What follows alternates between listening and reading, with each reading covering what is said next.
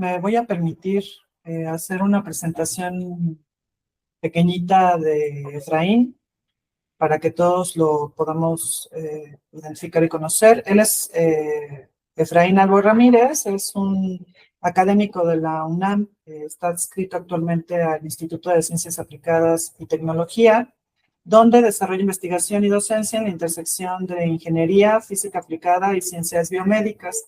Es doctor en ingeniería y su trabajo se ha centrado en el desarrollo de tecnologías ópticas para aplicaciones en salud. Justamente de eso nos viene a hablar hoy. Y ha participado en proyectos interdisciplinarios y en el desarrollo de sistemas de medición y simulación de tejidos, y con esto contribuye al avance de técnicas no invasivas en el ámbito clínico. Es también profesor de nivel licenciatura. Sus alumnos dicen que se enfoca mucho en la aplicación, entonces eso nos gusta. Eso nos gusta mucho. Y bueno, su trayectoria evidentemente refleja su compromiso con la innovación tecnológica y la aplicación de su conocimiento. Entonces, muchísimas gracias, doctor Efraín, te damos la palabra. Adelante. Muchas gracias, muchas gracias por la invitación. Como ya comentaron, bueno, yo soy doctor en Ciencias e Ingeniería de la Computación y vaya, también tengo una maestría en el área de procesamiento digital de señales. Y bueno, todo enfocado, bueno, también soy ingeniero de telecomunicaciones, entonces, pero realmente todo enfocado a la parte, a la aplicación médica, ¿no? Específicamente a la instrumentación médica, es decir, desarrollo tecnología que me permite medir y observar el comportamiento del cuerpo humano, ¿no? Lo que hay dentro del cuerpo humano. Siendo más concretos, mi área es analizar los datos, las señales digitales o imágenes que me proporcionan métricas para entender el cuerpo, y también me apoyo de diseño de circuitos electrónicos y arreglos ópticos que me van a proporcionar esta información, ¿no? Estos datos que voy a analizar. Y bueno, en esta plática me gustaría presentarles un poco de lo que yo diseñé o trabajé durante mi doctorado, que consistió en desarrollar un sistema capaz de monitorear el flujo de la sangre durante quirúrgica, utilizando una técnica que se le llama imagenología de Speckle. Ya les explicaré un poco más de detalle en qué consiste esta técnica. Pero primero quiero aclarar que la importancia de monitorear el flujo de la sangre durante una intervención, porque, vaya, la evaluación de la perfusión o la evaluación del flujo de la sangre durante o en tiempo real, pues ahorita ya es un componente fundamental, ¿no? En la práctica quirúrgica moderna, principalmente en cierto tipo de cirugías, como cirugías dirigidas a cerebro o procedimientos vasculares. Por poner unos pequeños microvascular, que es un caso donde la arteria está muy pegada al nervio, sobre todo el nervio trigémino, que es el que tenemos acá en la parte, bueno, en la cara. Cuando la arteria se pega al nervio, hay que aclarar, la arteria es una vascularidad que por dentro fluye sangre a una presión muy alta. Entonces, esa presión con el bombeo del corazón está generando unos golpes directos al nervio, y eso genera dolores muy fuertes para el paciente. Entonces, la forma de solucionarlo, o por lo menos una de las formas, es separar esa arteria del nervio. Normalmente lo despegan y le ponen como tipo colchoncito para amortiguar esos golpes de la arteria directo del nervio. Pero hacer eso es manipular una vascularidad. Entonces hay que tener mucho cuidado para no dañarla o para no alterar el flujo de la sangre. Entonces, en esos casos es importante estar visualizando que ese flujo no se modifique o incluso que no haya algún derrame por ahí, un daño a la vascularidad. Otro ejemplo sería el clipaje del aneurisma intracraneal, ¿no? Esta aneurisma es una pelotita que nace de la vascularidad, sobre todo, bueno, en cerebro.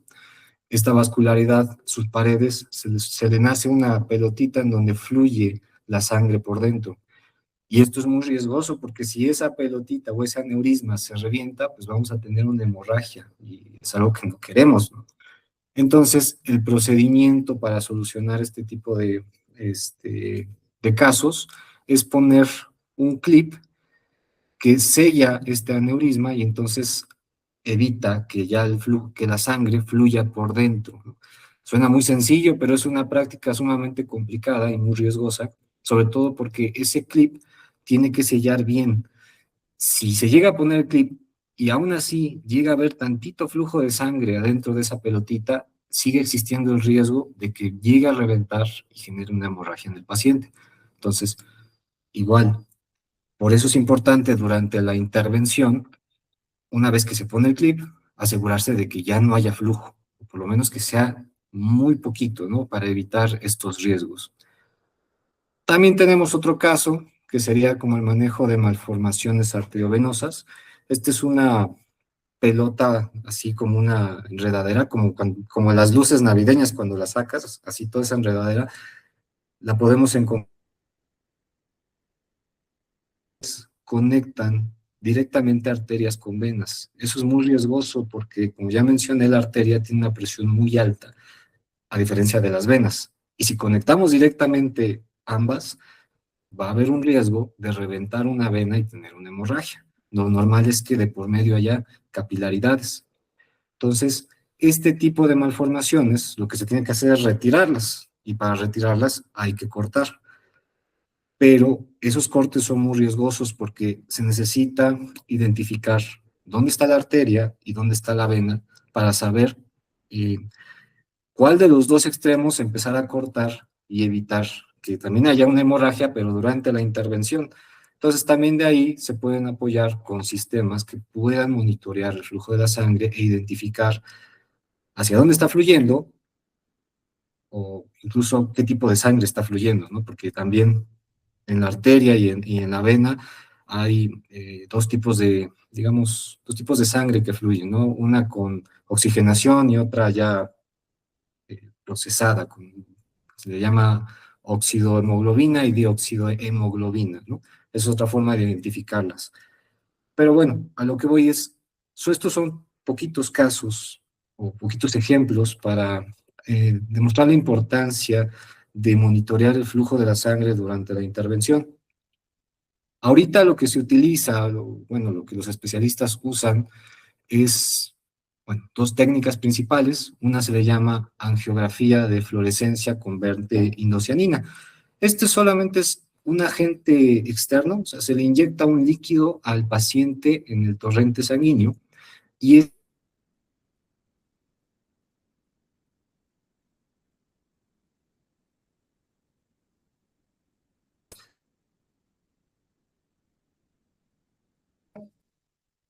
se le pone una luz y entonces este va a reaccionar y va a fluorescer en otro color.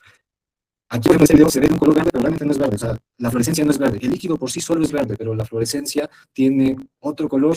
De hecho, creo que está más pegado al infrarrojo, entonces no se puede ver con nuestra vista. Pero para eso se apoyan de los microscopios que ya están dentro del quirófano. Normalmente en cirugías de cerebro, ahí se tiene tecnología mucho más avanzada, mucho más costosa por los riesgos que implica este tipo de cirugía. Y bueno, en estas especialidades cuentan con microscopios, como pueden observar en este video, microscopios muy grandes, justamente para poder manipular eh, el cerebro, cirugías tan chiquitas, ¿no? Y tan precisas. Entonces, a ese microscopio se le adapta un lente capaz de detectar la fluorescencia de ese líquido. Un lente que ya nos han dicho es sumamente costoso. De por sí ya el microscopio es costoso, pues entonces el lente todavía más. Pero aparte, el mayor inconveniente no es ese, sino la cantidad de dosis que puede recibir el paciente de esa inyección. O sea, al final estamos inyectando algo externo al paciente, entonces no todos los pacientes pueden recibir la misma cantidad o incluso no todos pueden ser candidatos para ese tipo de químicos, ¿no? Entonces, el cirujano tiene que administrar muy bien esas dosis para asegurarse de que la cirugía haya sido exitosa, ¿no? O de la mejor forma. Ahora, otra técnica que también se utiliza, creo que muchos ya la conocemos, es el ultrasonido Doppler, ¿no? Muchos hemos interactuado con el ultrasonido en algún momento y ya sabemos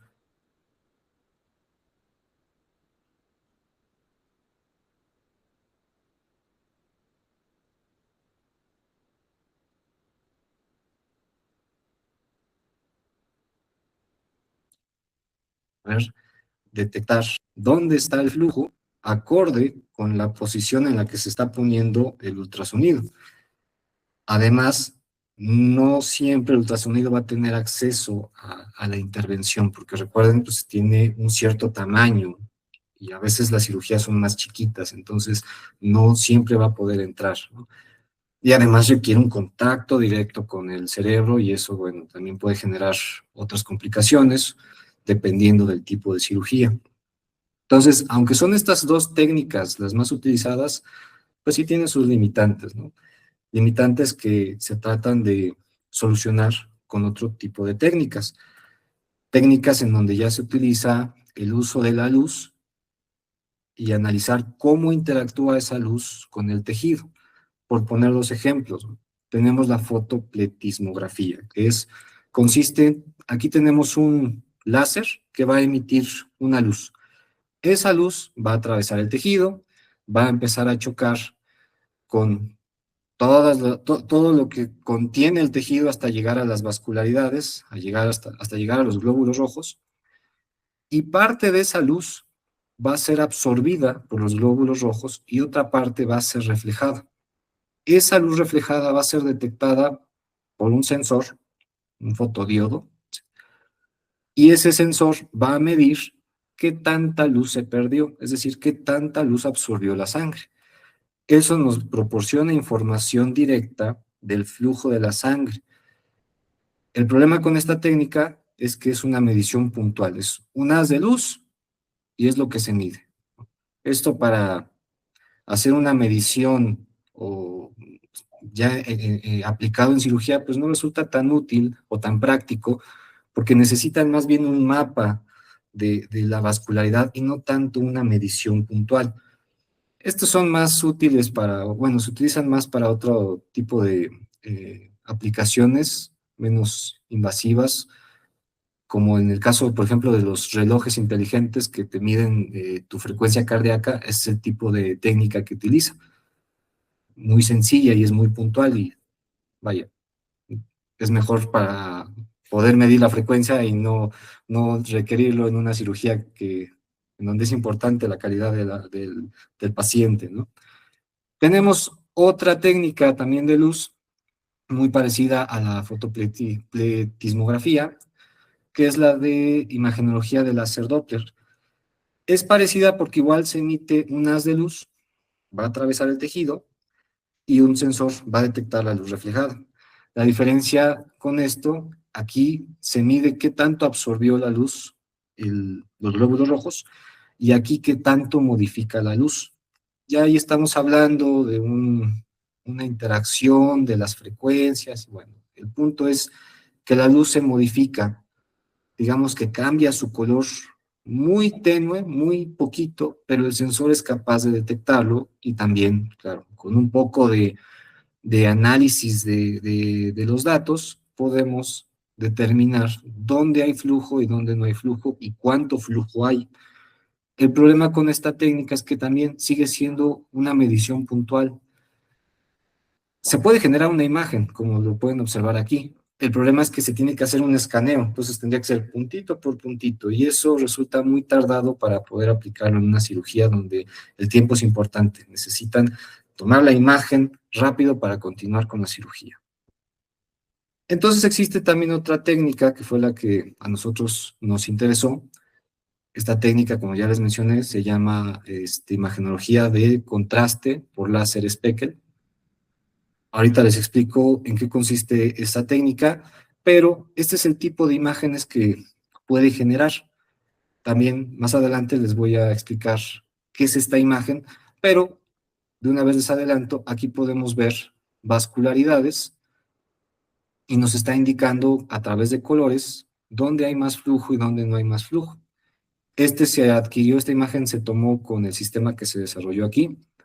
Y la ventaja de esta técnica es que primero, como es una técnica de luz, no requiere los agentes de contraste, es decir, estos químicos que les mencionaba en un inicio que fluorescen, ¿no?, que se tienen que inyectar. Entonces, como analizamos solamente cómo se comporta la luz con el tejido, no se vuelve tan invasivo, ¿no? Digo tan porque de todos modos hay que abrir al paciente, esto va dirigido a una cirugía, pero bueno, no vamos a inyectar nada externo, ¿no?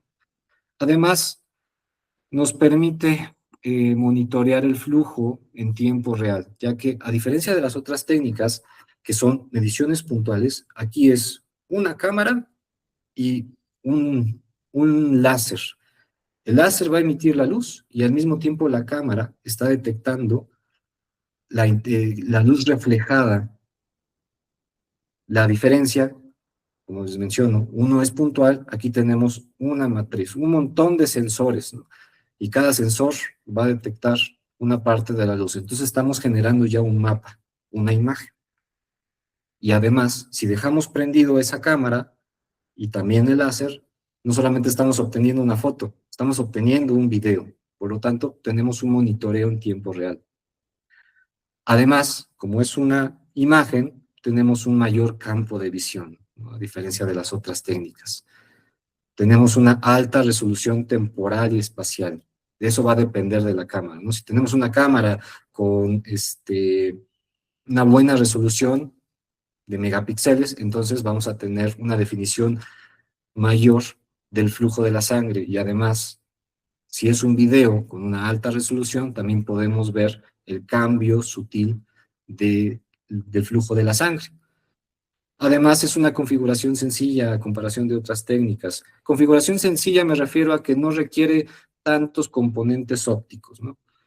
Y se reporta que es sensible a cambios microcirculatorios, ¿no? Es decir, dependiendo del tipo de cámara, se puede llegar incluso a detectar o a monitorear capilaridades, que son vascularidades extremadamente chiquitas.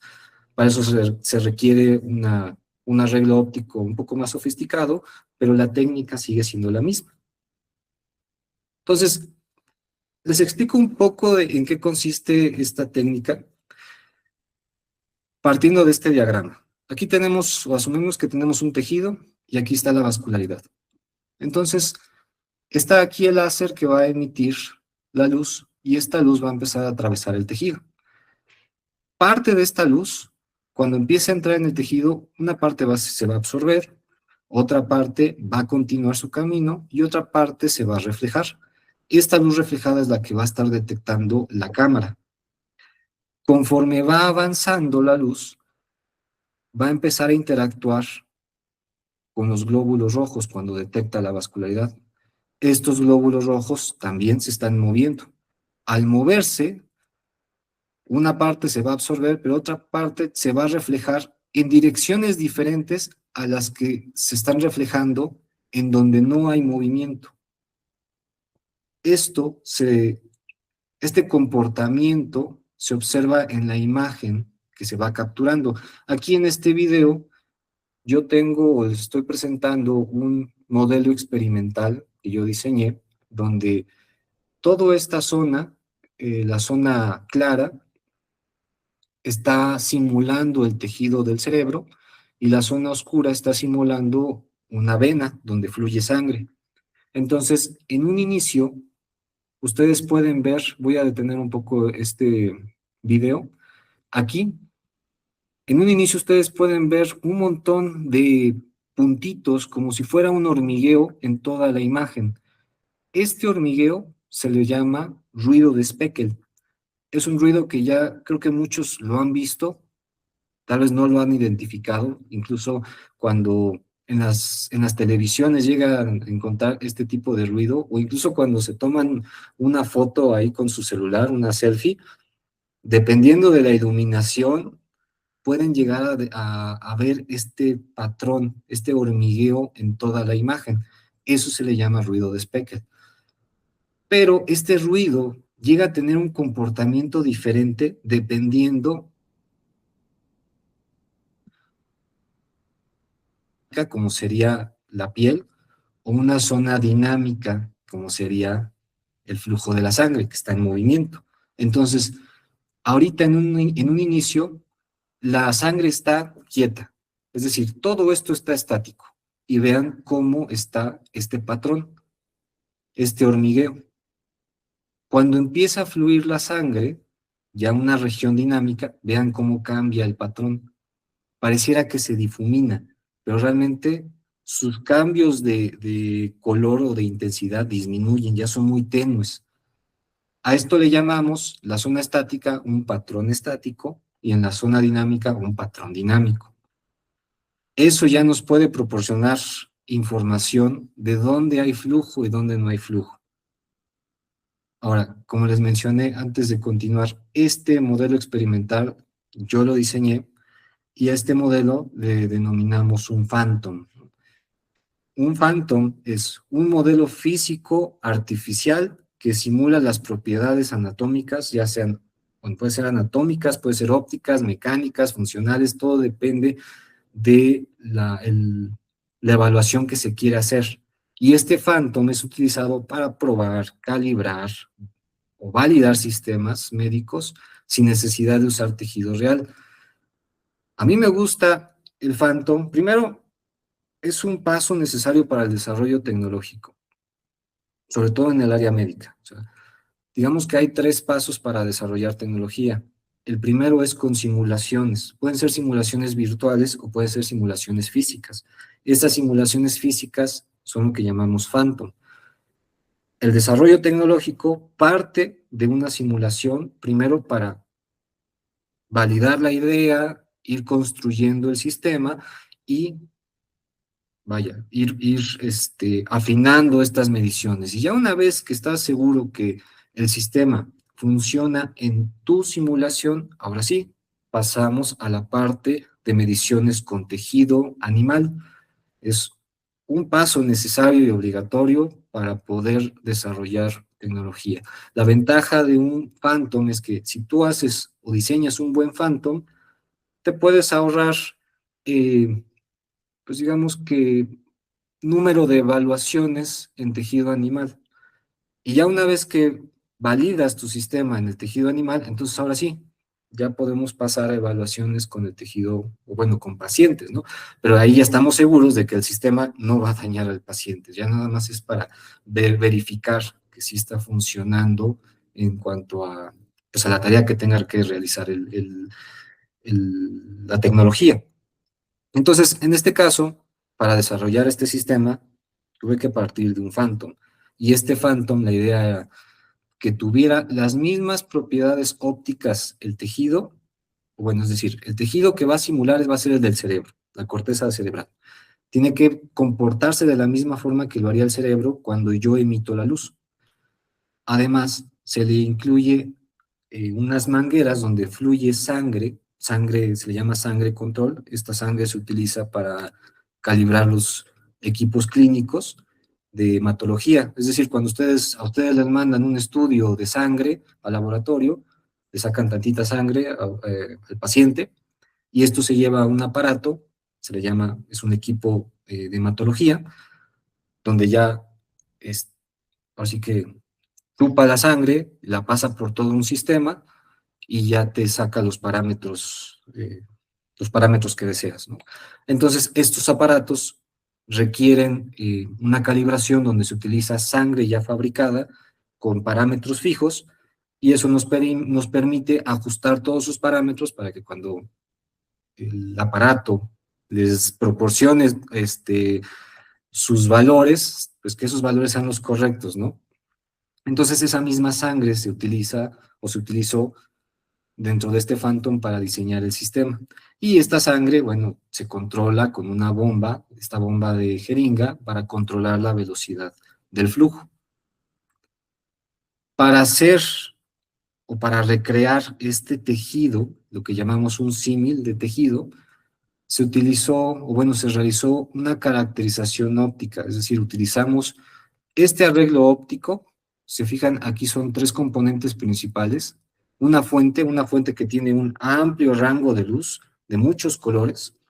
Esta luz viaja a través de una fibra óptica hasta algo que llamamos una esfera integradora, aunque es un cubito, adentro hay una esfera.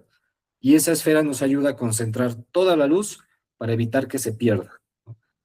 Y esa luz, en algún punto de la esfera, va a salir a través de otra fibra óptica que va a viajar a un aparato que va a medir todo ese rango de luz. O sea, de la luz la separa en todos sus colores y va a analizar qué tanta luz hay por cada color, ¿no? Es un espectrofotómetro.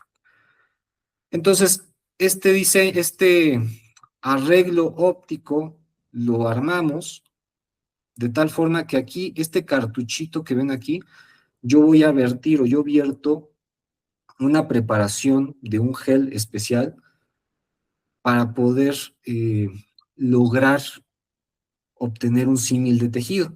Es decir, en este cartuchito, como les menciono, vertimos este gel. A este gel le vamos agregando ciertas partículas para que logre absorber y reflejar la luz como lo haría el tejido real.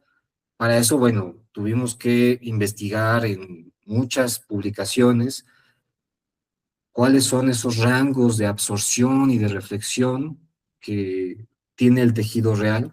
Y entonces, ya definiendo los valores, ahora sí, vamos agregando partículas y partículas por cada mezcla que hacemos, lo pasamos al arreglo, hacemos las mediciones hasta encontrar las concentraciones adecuadas. Y ese sería nuestro símil de tejido. Y ese símil lo meto en un cartuchito, como pueden ver aquí. Este cartuchito ya tiene el símil y adentro pasa una manguera. Aquí se puede ver la manguera y adentro fluye la sangre, ¿no? A través de esta bomba. La bomba la configuro para que tenga una velocidad de empuje, que sería la velocidad del flujo. Y ya con esto, yo ya tengo un Phantom. No necesariamente el Phantom tiene que recrear toda la anatomía y toda la mecánica. A mí me interesa la óptica, en eso me voy a concentrar. Y con este Phantom empecé a desarrollar el sistema. Aquí se puede observar, aquí está el láser, aquí está la cámara, empiezo a jugar con todos los parámetros ópticos y hasta de cómputo, porque también los datos que yo adquiero necesito analizarlos, ¿no? Procesarlos. Y de esa forma logro la detección del flujo de la sangre. Entonces, después de tantas pruebas, de tantas mediciones, estos son los últimos resultados que yo obtengo. Aquí yo les muestro del lado izquierdo dos imágenes, que son las imágenes crudas, o sea, así como lo captura la cámara, esto es lo que se observa, ¿no? Aquí se observa en la línea negra, como ya les había mencionado, es la venita con la sangre, y el resto sería el tejido del cerebro. Y del lado derecho es el resultado de la imagen ya procesada, lo que se le llama imagenología de Speckle. Ahora, aquí yo les menciono dos casos, ¿no? Cuando hay flujo de la sangre y cuando no hay. Si yo no indico cuál es cuál, difícilmente van a poder eh, diferenciar o identificar dónde hay flujo y dónde no hay flujo. Incluso se podría tal vez ver pequeñas diferencias, pero aún así no sabrían decirme cuál de los dos hay flujo, pero el sistema sí es capaz de detectarlo. Entonces, ya de ahí, ya cumple una de las necesidades en cirugía, que es detectar si hay o no hay, como en el caso del aneurisma, ¿no? Que mencionaba. Si se pone el clip y se toma la foto o el video, ya por lo menos le podemos indicar al especialista si se puso bien el clip en el aneurisma, ¿no? Ahora también, en la imagen de la derecha yo les estoy mostrando un mapa de colores, ¿no? Este mapa de colores nos dice que mientras más azul, menos velocidad de flujo. Y mientras más rojo, más velocidad. Entonces, en este caso, pues sí nos está indicando que prácticamente no hay flujo. Y aquí nos está indicando si hay flujo y más en el centro. Ahora, quiero aclarar, aquí se ve una métrica de velocidad. Esto quiere decir que el sistema tiene la capacidad de cuantificar cuánto está fluyendo. El problema, y eso es, digamos que lo que se está investigando actualmente sobre esta técnica, cómo lograr que la cuantificación sea precisa, porque eso es una tarea sumamente complicada, porque como ya les mencioné en la explicación física, la luz interactúa con el tejido, se refleja, se absorbe, todo eso. Pero si ya queremos modelar ese comportamiento con matemáticas, es demasiado complejo porque es hablar de fotones, de reflexión, de refracción, de física óptica, de óptica geométrica, de muchas cosas. Entonces, ya se empieza a volver más complicado poder hacer una cuantificación precisa. Y eso es lo que ahorita se está investigando y también es donde nosotros seguimos trabajando. Pero bueno, estos son los resultados del uso del Phantom, pero también tuvimos la oportunidad de tomarle una foto a un ratón y ver sus vascularidades. Esto fue con ayuda de un doctor que trabaja en la Facultad de Medicina. Su línea de investigación es sobre tumores de la piel. Y bueno, estos ratoncitos se les injerta un tumor para irlo estudiando y va creciendo ese tumor hasta que, bueno, pues ya tienen que sacrificarlo, ¿no? Entonces, platicando con el doctor, le pedimos que nos diera la oportunidad de que antes de que lo sacrificaran, pudiéramos tomar una foto. Digo, todo fue con responsabilidad, con cuidado, el ratón se anestesia, ya dormido, unos un minuto antes de que lo sacrifiquen, entonces ya se toman las fotos. Y la verdad fue muy valiosas estas fotos porque nos mostró que el sistema sí está detectando o sí puede detectar las vascularidades ya en un tejido real.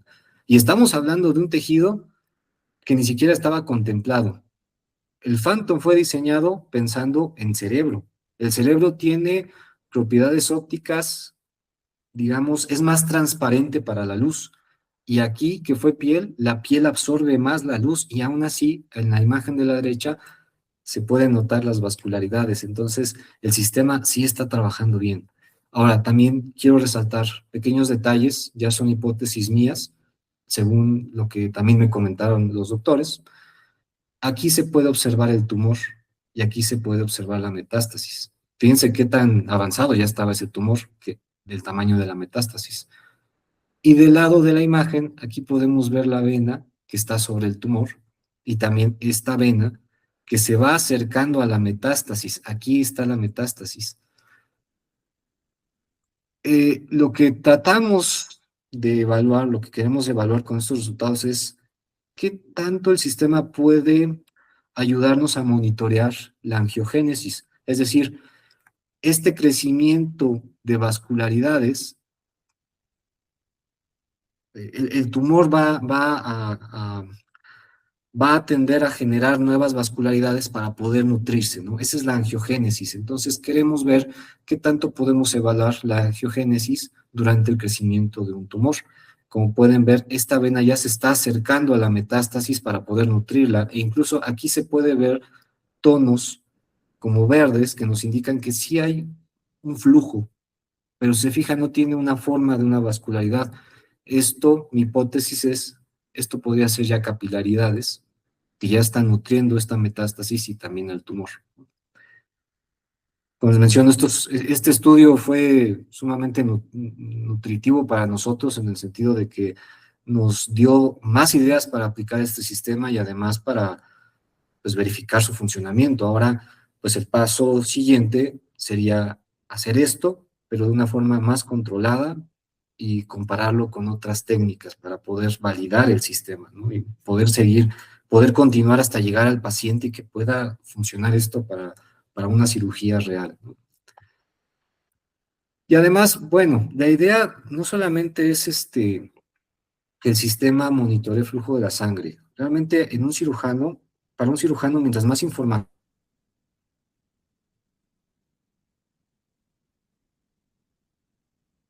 habituales, sino complementarias,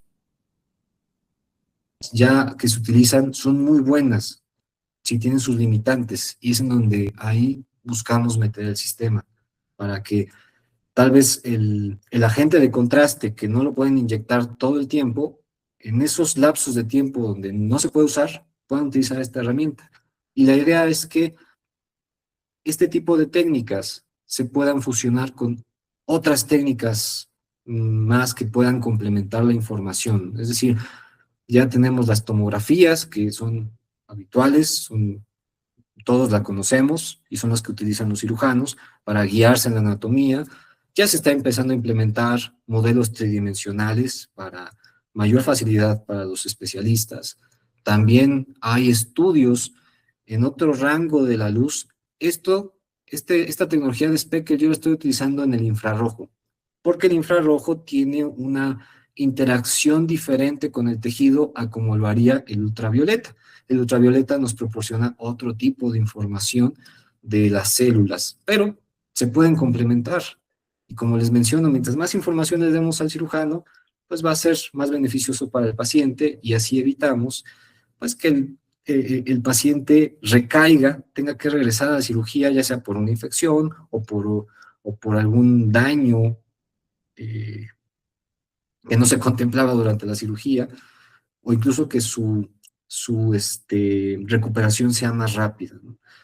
Entonces, la idea, como les menciono, de este tipo de desarrollos es proporcionarle métricas a los especialistas para tener un mejor guiado durante la cirugía y eso se va a reflejar tanto en la calidad de vida del paciente como en los recursos, tanto del paciente como del hospital. Y bueno, pues eso sería todo lo que les quería comentar. Muchas gracias por la atención. Muchísimas gracias, Efraín. El micrófono se abre para quienes puedan tener dudas o quieran comentar algo al respecto de lo que hace nuestro invitado o lo que nos presentó. Si alguien se anima, por favor, recuerden que la sesión termina a las 2. Yo quisiera, bueno, primero Ulises. Ya hay lista. Por favor, Ulises, y después Marta. Gracias, muchas gracias, Efraín. Felicidades, excelente presentación, Muchas gracias.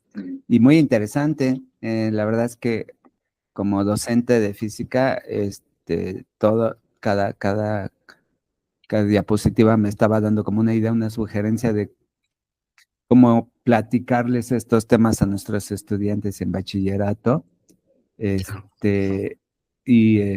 Ojalá pueda en algún momento concretar algo así, porque la verdad es muy interesante llevar a la aplicación los fenómenos ondulatorios, la óptica, y contarles a los estudiantes las aplicaciones que pueden tener. Y acabas de darnos una visión muy buena de este panorama en la física médica. Pues eso, solo una pregunta. El espectro de la luz, del láser, ¿cuál es? ¿Recuerdas? Si nos puedes decir. Es ¿En el qué rango está más o menos? infrarrojo cercano, específicamente, bueno, alrededor de 810 nanómetros. Es que como está el espectrómetro, recuerdo el espectrómetro, supongo que hay varios. ¿El láser irradia a distintas longitudes de ondas o solo en una? No, se menciona ¿dónde está? Bueno, sí, del espectrofotómetro, porque se me trabó la diapositiva. No, el láser trabaja en la longitud del infrarrojo cercano. La razón por la que se utilizó ese espectrofotómetro es porque es con el que contamos aquí en el laboratorio. A la fuente es de amplio espectro y también el espectrofotómetro. Pero realmente nos concentramos en analizar el rango de infrarrojo. Ok. Bueno, pues muchas gracias. A usted, muchas gracias. Marta, por favor. No te escuchamos, Marta. No, seguimos sin escucharte. Beatriz, habías alzado la mano, ¿no? ¿También? ¿O ya no? Sí, la había alzado. Gracias, ahí de lo que Marta se puede habilitar su sonido. A mí también quiero unirme a las felicitaciones, doctor Efraín. Está súper interesante esta, A ver, esta espérame, porque presentación. están hablando las dos, ¿verdad? A ver, Marta, si ya puedes hablar si quieres. Marta. Perdón, Beatriz, continúe. Ok. Si en algún momento Marta puede hablar, pues yo sin problema. No, creo que no, ¿verdad? Bueno, deséame una de las felicitaciones, muy, muy interesante. Me impactó mucho saber, sé que pasa, que se sigue haciendo pruebas en animales, esto de generar un tumor en un ratón y esperar a que haga metástasis, se me hace, híjole, no quiero decir inhumano porque sabemos que es el conocimiento, que el conocimiento a veces pasa por estos tránsitos, ¿no? Sí. Pero, ¿qué podríamos, ¿cómo podríamos ver qué perspectivas a futuro se pueden hacer con el desarrollo de esto? Es decir, esto sirve para apoyar las intervenciones quirúrgicas para que se hagan de manera más seguras, más eficientes, y solamente está pensado para el cerebro, o a partir de estos resultados obtenidos en ratones en una cuestión tumoral, también se podrían aplicar a determinar vascularidades en cáncer, o no sé, ¿hay alguna perspectiva? Sí, o sea, de un inicio, y es lo que todavía queremos validar, el inicio de este sistema fue monitorear procedimientos de cerebro, donde es necesario eh, estar identificando dónde hay flujo y dónde no hay flujo, o cuánto flujo hay, ¿no? Como de los ejemplos iniciales, que son importantes donde es importante este monitoreo, porque de ahí va a reflejar digamos, la calidad de vida del paciente. O sea, si llega a haber un daño en una vascularidad, eso va a repercutir a lo largo del tiempo, o incluso puede llegar a regresar el paciente, pero ya por otro problema. Entonces, la idea de este tipo de sistemas es, pues, ayudarle al cirujano a que el procedimiento se haga de la forma más limpia y con el menor daño posible, ¿no? Pero también con el estudio de los ratones, esto nos abrió un poco el panorama a dónde podríamos incluso ir dirigiendo este sistema, ya pensándolo en otras aplicaciones, porque como les había mencionado, eh, por ejemplo, la técnica que más se utiliza, que es la inyección de este fluorescente, se apoya de un microscopio sumamente caro que normalmente lo tienen las especialidades como neurocirujanos. Y hay otras especialidades que trabajan que requieren monitoreo del flujo de la sangre y no cuentan con este tipo de tecnologías. Entonces, el sistema, al ser un sistema portable, enfocado solamente a la detección del flujo de la sangre, pues nos da la apertura de poder llevarlo a otras especialidades que lo requieran. Y también, como es un desarrollo nuestro, es decir, nosotros tenemos acceso a los datos, pues podemos trabajar con esos datos y buscar analizarlos o interpretarlos acorde con las patologías, y de ahí quién sabe qué más información podemos sacar, como el ejemplo que les puse, ¿no? La angiogénesis, ¿qué tanto podemos sacar de información de la angiogénesis con respecto al crecimiento del tumor? Perfecto, pues muchas gracias y mucho éxito con esto. Espero que ya esté patentado este desarrollo tecnológico. Todavía en eso estamos, pero sí, la idea es patentarlo, porque sí es importante. Yo quisiera preguntarte, Efraín, Sí. en esta innovación que están haciendo ustedes, o esta mejora o esta inclusión de una nueva técnica para enriquecer la información que tenga el cirujano, ¿Tienen ya contacto con cirujanos? O sea, sí hay como una idea de pasar al siguiente nivel después de probarlo en animales. Sí, entiendo que lo que hicieron con este tumor de la piel fue algo fortuito, es decir, no se hicieron varias pruebas, me imagino que tendrían que hacer más, pero suponiendo que esto se lleve a cabo en algún momento, ¿ustedes entran en contacto con un cirujano o cómo en tú, como estudiante de doctorado, que me imagino que es donde iniciaste esta investigación, cómo llegas a esta posible solución con esta metodología?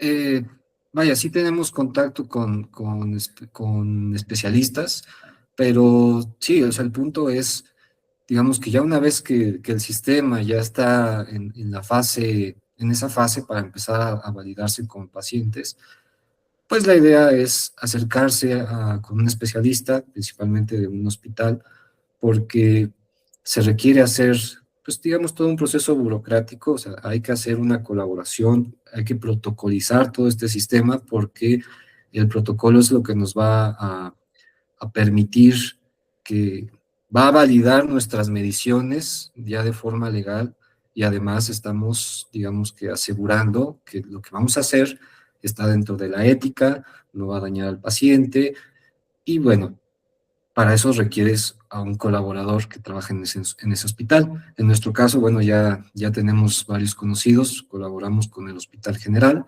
entonces ya incluso se lo hemos presentado a unos especialistas neurocirujanos y están muy interesados y muy motivados para hacer las mediciones, pero bueno, ahí todavía estamos trabajando en ligeros ajustes del sistema para poder pasar a esa etapa, ¿no? Y también por parte del doctor que les menciono, también está muy interesado y también implica una protocolización, pero a nivel de, de, de los animales, o bueno, de los ratoncitos, ¿no? Igual para procurar la ética, la bioética, ¿no? Ok, en el chat de la llamada, Marta, que no se pudo comunicar por micrófono, nos dice que te felicita por tu investigación y te pregunta, ¿en cuánto tiempo tú consideras que sería posible usarlo en hospitales como una mejor opción médica? Híjole, pues es que depende de muchas cosas, porque primero, la parte de la protocolización resulta, ya de ahí tenemos un tiempo considerable para hacer estos trámites. Pero además, por ejemplo, en el caso de los ratones, dependemos mucho de que el doctor se le pueda suministrar un cierto número de ratones, porque al final pues también son recursos, y si la facultad o el mismo doctor o el investigador no cuenta con esos recursos, en ese momento pues entonces se empieza a trazar este, es, este procedimiento, ¿no? Ahora, ya una vez que se hacen las mediciones, hay que verificar qué tan correctas son y de ahí pues también hay que retroceder algunos pasitos para hacer los ajustes y volver a regresar a lo mismo hasta llegar a los pacientes, ¿no? Entonces, ya para llegar a, a que se realice ya pues en cualquier cirugía o en una cirugía, no sabría decir cuánto tiempo. Pues, a mí me encantaría que tal vez así en un año, siendo muy optimista, pero son muchos factores los que influyen ahí. Ok, pues muchísimas gracias. No sé si alguien más quiera participar con alguna pregunta. Si no, mientras te agradezco muchísimo tu participación. Siempre es muy interesante, muy aleccionador y emocionante poder conocer un poco de lo que se está haciendo en este tipo de innovaciones que son de punta. Mónica te dice que muchas gracias. Antes de terminar, quisiera yo preguntarte si tú sabes o ustedes saben si hay otros grupos de investigación desarrollando estas técnicas o no. O sea, ¿hay gente mexicana trabajando en este mismo tema o no? Hasta donde yo he visto, no, la mayoría de las investigaciones que he encontrado es en el extranjero. Aquí en México no he encontrado por lo menos publicaciones respecto a esta técnica y dirigida al área médica, porque bueno, esta técnica puede ser aplicable en otras áreas, pero específicamente en área médica, aquí en el país yo no he encontrado. Ok, bueno, pues creo que es más que necesario. Me imagino que necesitarán gente preparada para seguir desarrollando este tipo de técnicas. Ojalá que lleguen más estudiantes con ustedes, que puedan acompañarlos en este desarrollo. Sí. Muchísimas gracias, Efraín. Te agradezco muchísimo tu participación y también nuestros colegas que por aquí presentes. Tuviste público, mucho público. Muchas Así es gracias. que te lo agradecemos mucho. Y bueno, a todos ustedes los invito de nuevo. Recuerden que nuestra próxima sesión va a ser presencial con la masterclass del Instituto de Ciencias Nucleares que tendrá lugar en el plantel Coyoacán. Entonces, ya se les hizo llegar la información. Mientras seguimos, recuerden que estas pláticas se videograban y se presentan por YouTube en el canal del seminario. Entonces, los invitamos a todos a ir allá si no pudieron ver alguna parte o la quieren repetir. Y en unas semanas te mandamos tu agradecimiento en forma de diploma. Muchísimas gracias, Efraín. Muchas gracias a todos. Gracias a todos también. Hasta luego.